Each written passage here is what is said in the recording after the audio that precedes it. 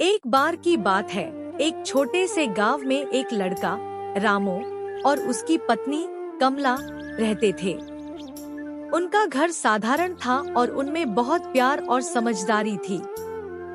एक दिन रामो और कमला ने सोचा कि पुराने सामान को साफ करके कुछ बेच दिया जाए ताकि कुछ पैसे मिल सकें। सामान में एक पुरानी जंग लगी हुई चिराग भी थी। रामो ने सोचा कि इसे भी साफ कर लेता हूँ। जैसे ही उसने चिराग को रगड़ा, वहां से धुआं उठा और अचानक एक बड़ा और डरावनी शक्ल वाला जिन्न सामने आ गया। जिन्न ने कहा, मैं तुम्हारी 3 इच्छाएं पूरी कर सकता हूँ। तुम जो चाहो मुझसे मांग सकते हो। रामो और कमला ने हैरानी से एक दूसरे को देखा और सोचने लगे कि क्या मांगा जाए। रामो ने पहली इच्छा में कहा, हमारे पास इतना पैसा हो कि हमें कभी किसी चीज की चिंता न हो। और बस चंद ही पलों में उनके सामने सोने, चांदी और नोटों का ढेर लग गया।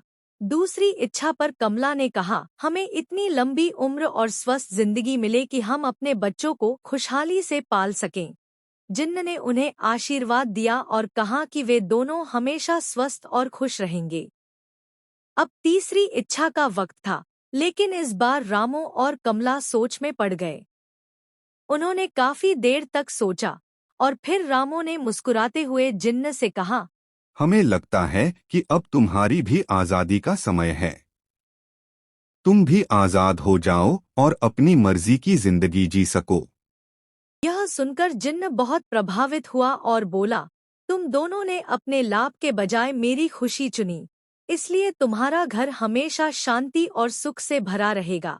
यह कहकर जिन्न एक चमक के साथ वहां से गायब हो गया। इस तरह रामो और कमला ने एक नई जिंदगी शुरू की, जो अब सिर्फ पैसों से नहीं, बल्कि सुकून, सेहत और खुशियों से भरपूर थी।